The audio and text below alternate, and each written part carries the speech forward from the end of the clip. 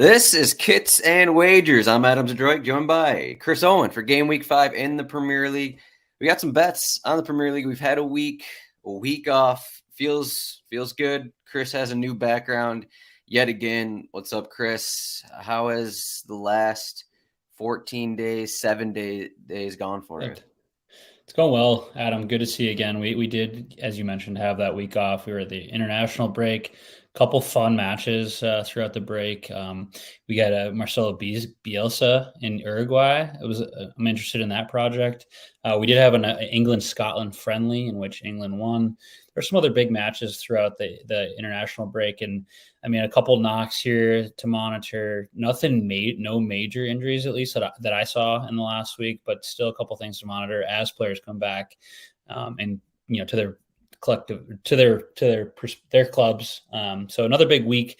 This is the first week that we're going to be able to enjoy both EPL, college football, and NFL if you're into any of those three sports. So the viewing is going to be spectacular throughout the weekend, and I'm excited for that. I'm in a friendlier time zone for the EPL, so that Liverpool game to kick off the morning on Saturday, at least for me, is not at 4:30. It's at 7:30. So a little bit smaller of an ask for me to get up for that. So I'm excited about that. But yeah, we have some bets to hit this week. Tough week. I think we got some improvement to do here, at least to our own standards of what we did last season. And I'm not going to name names, but I gotta improve myself. But I'm looking forward to it here. We're back, and we got another four games to talk about, or at least three in a parlay. So yeah, what's going on with you? I'm sure you enjoyed a little bit of extra time off, as I know it gets pretty hectic when you're doing about 7 different leagues and writing a ton of notes and doing 9 different podcasts and all that. So were you able to get a little downtime during the international break? It's been slower. We got Champions League coming up, but yeah, I mean, if we remember exactly 2 weeks ago, it was the end of transfer deadline day. And then so that Friday, it was just like stuff just kept coming on. And like I was on putting in whatever random notes at 6 p.m. Eastern, 7 p.m. They're still coming out. It's just like nonstop kind of a thing. But I did do an MLS betting show. I'm not going to say the record is good, but my best bet on the show, I also tweeted it out. I had Sporting Kansas City race to 5 corners against a Lionel Messi less Inter Miami team. That was like, I got plus 160 odds. It was around there. So it was just my best bet hit on MLS. So I'll say that I'm riding the form of my race to 5 corners bet, because I have another race to corners bet here. Was it last week that maybe it wasn't last week that I had some kind of crazy plus 400 bet? Yeah. We kind of got to rein it in a little bit here, but that's huge for the confidence of the podcast because at least for Adam, it's corners and wagers typically. He's the kind of the soothsayer of corner bets, and good to get it against a messy side too. So I'm loving the confidence that we're now seeing from you. And Messi less, messy list, yeah, less. messy list. Yeah. Sorry, sans Messi. Yeah, he was with Argentina over the break. But yeah, we got 3 matches on tap here. We got a pretty nice set of games here. I mean, Newcastle, Brentford, Everton, Arsenal, and then Nottingham Forest and Burnley are Monday Night Football. So let's get into that first match. But if you're watching on YouTube, make sure to like and subscribe to our channel, RotoWire Soccer. Also, rotowire.com/soccer trial. But this Newcastle one is an interesting one. We've been having some Newcastle conversations in our Discord just about Eddie Howe and Newcastle, and I'm on one side and Chris is on the other here. So we gotta battle it out for this one. But you can see here at DraftKings, Newcastle are minus 190 to win, and then you have Brentford at plus 500. Brentford are above them in the table. Draw is plus 350. And then over 2.5 goals is minus 150. Under 2.5 goals is plus 120. So they are expecting goals here. Implied total is probably about around 3 or so. But injury notes, I guess I'll throw that in here. Yeah. Nothing major for Brentford, but we have Tonali picked up something while with Italy. Botman has not been training since he had an ankle injury. So if we remember the last time Newcastle played, they had who was it? Matt Target started at left back, and Dan Burn moved into center back. So something to keep an eye on there. I'm projecting Jamal Lascelles moves into center back with Dan Burn staying at left back, but anything could happen. And then Longstaff back in the starting 11 for an injured Tonali. Though we're still waiting on a press conference here as we're talking Thursday morning. Chris, what do you got for this match? Yeah, so this is really the start of. I mean, we had a nice little teaser of a 4 games here to start the season with Newcastle. Pretty mixed results, although let's look back at who they played. They had a really impressive 5-1 win over Aston Villa to begin the season, and then they lost at Manchester City. Of course, the 2-1 loss to Liverpool, that was at home, and then they faced Brighton and lost 3-1 in the match right before the international break. So, one of them, if not the toughest, probably the toughest, maybe the one of the toughest schedules to begin the season. 4 teams that are all playing in Europe next season, if I'm correct. Or this season rather. So pretty tough for them, but they're not going to get any break here against Brentford. Brentford, as we know, has been really quality this season. They've been playing pretty well. Not as many injury concerns for them, but Newcastle will be playing at home where they were, one of the best defensive sides last season. I have a little bit of concern for them this year as they've given up, a goal in each game here, which is kind of unlike them. They gave up 2 at home to Liverpool and then 1 at home to Aston Villa. A little bit different than what we saw last season. Brentford, of course, have been, they've had a couple of really impressive players. For me here, I'm kind of just like, I don't know if this is like thinking too deeply about the matchup and about Newcastle overall, but they have a big one against AC Milan on, is it Tuesday or Wednesday in the Champions League, their first match in the they got to travel to Milan as well. So they're not only coming off I think it's at AC Milan, right? But they're coming off an international break where they're returning a couple of players. Tonali, as you mentioned, just picked up a knock. So we'll see if he makes it back into the starting 11. Short sample size for him so far with Newcastle, but he's looked pretty good.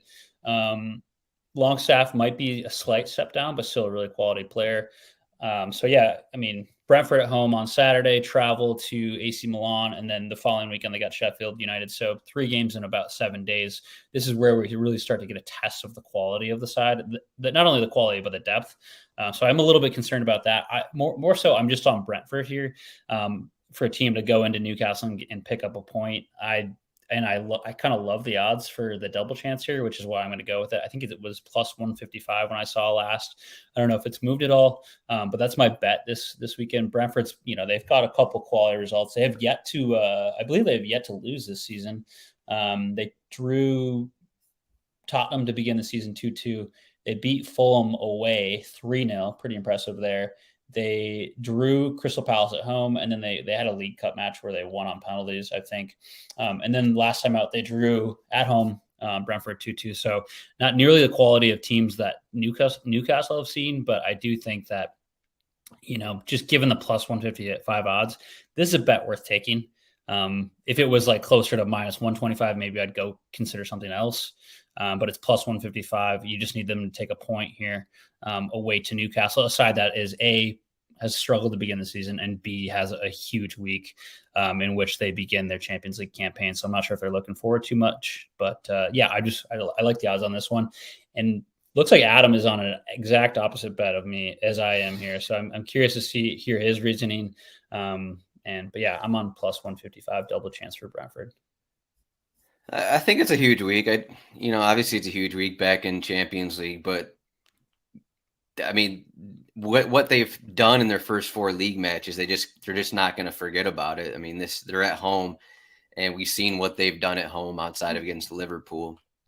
I think just the big thing here is just looking at the matchups between the games. I mean, you went through them all for these teams, what they've played, and I think that just has to go into it.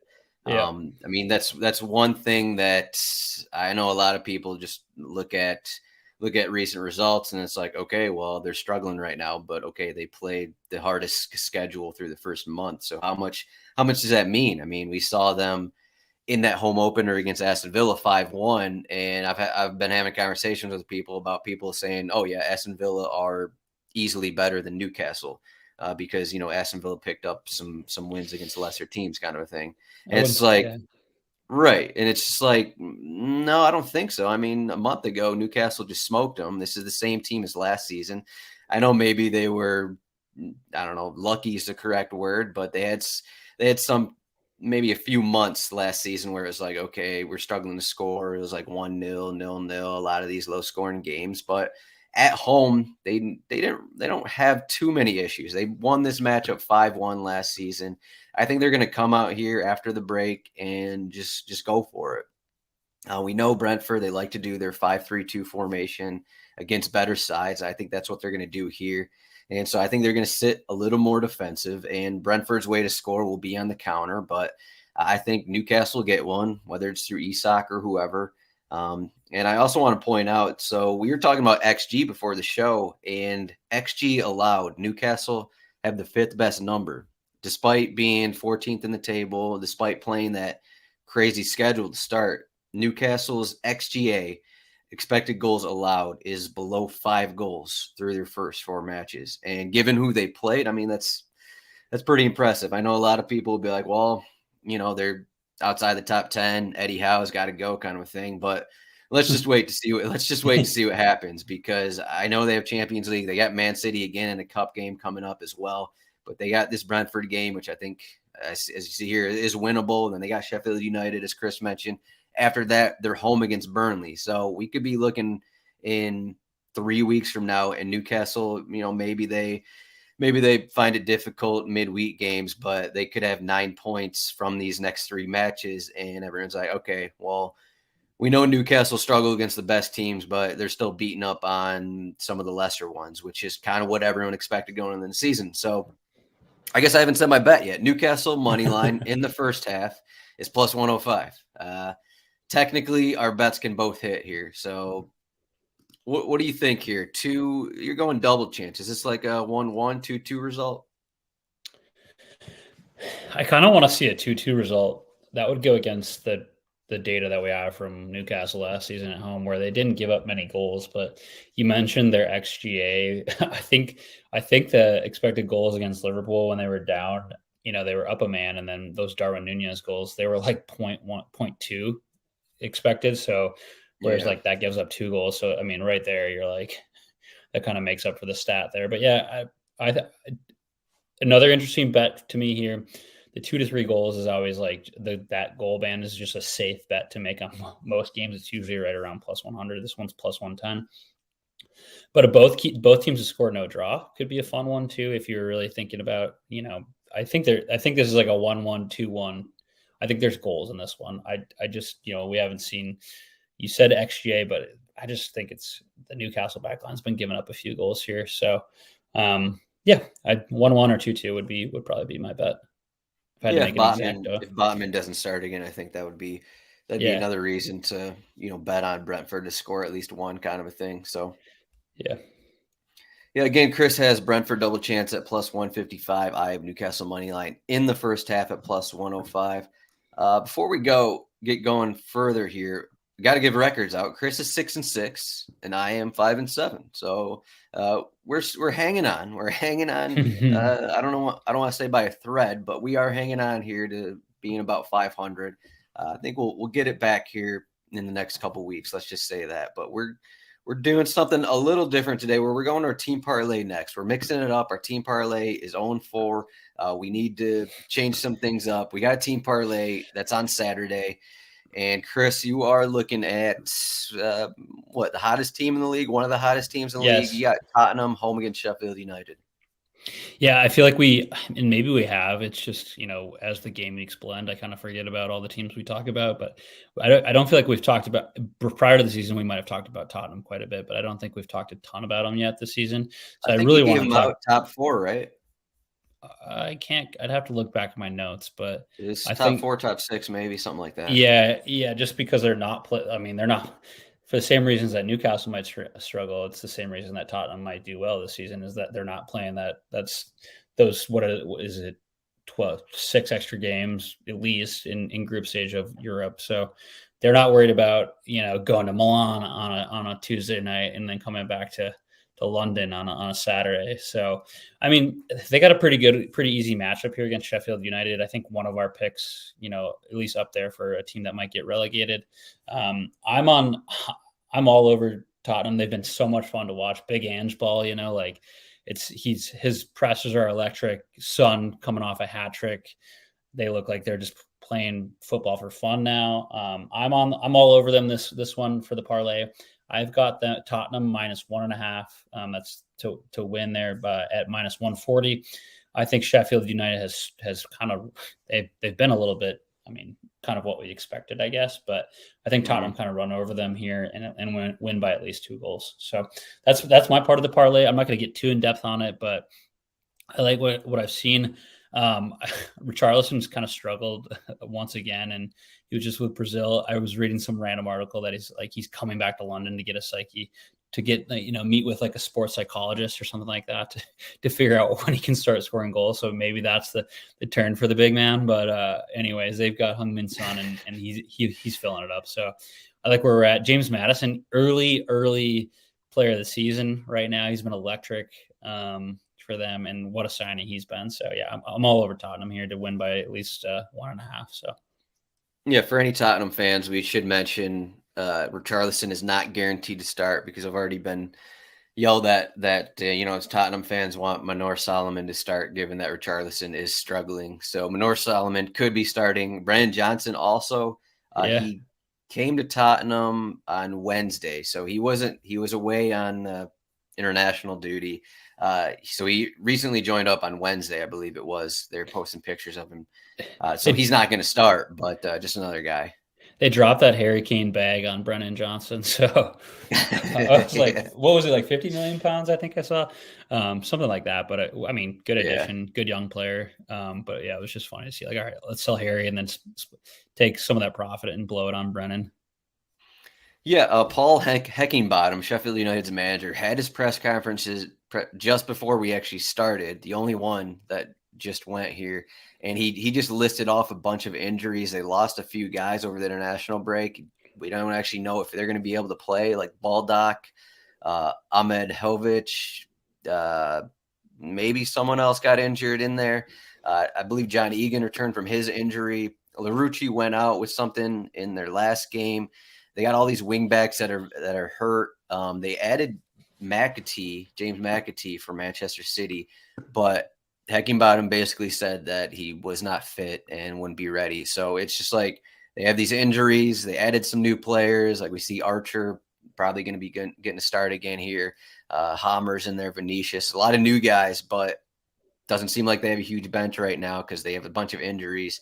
And then this is away from home. So they've had 3 home games and then 1 road game. Their 1 loss was at Nottingham Forest. So now they're at Tottenham. Not a great spot for them. But for my bet, so Aston Villa is another one of those teams. They've had 3 away games and 1 home game. In their 1 home game, they crushed Everton. So I'm just going here with the basis of Aston Villa at home. Another bounce back spot. This is a bounce back week here. I'm going Newcastle bounce back, Aston Villa bounce back. I got another Aston Villa bet in my betting article this week. So if you want more bets, check out my article. That'll be up Friday morning on rotowire.com/soccer. But Aston Villa -0.5 corners in the first half against Crystal Palace. Crystal Palace has been pretty good, but now they're away from home. And I think Aston Villa is going to want to, similar to Newcastle, they're just going to want to go for it here early, kind of what they did against Everton. And I think that's going to be a situation where Villa and Newcastle are going to be teams that we kind of look at in home games this season against weaker competition. And that's what we're going to be betting on here. So this is a pretty small bet here, but -0.5 corners. So that just means Aston Villa need more corners than Crystal Palace in the first half, which, on the surface level, that doesn't seem too difficult for them to do against a team like Crystal Palace. But, maybe Hodgson does something crazy and they put Mateta in and they just, I don't know, kind of do something and get 5 corners and Eze has 5 corners, something stupid like that. But no, it's not going to happen. So Aston Villa -0.5 corners in the first half. That's -120. Tottenham -1.5 against Sheffield United, -140, +214 odds. Chris, The team parlay is 0-4. Are we going 1-4 here? I certainly hope so. This is probably our closest bet to that plus 200 that we always try to go after on the parlay. We're at plus 214 for this one. I like the Tottenham bet. You're the corner soothsayer. Why not? We got to get it back. We got to get it back. We got it back.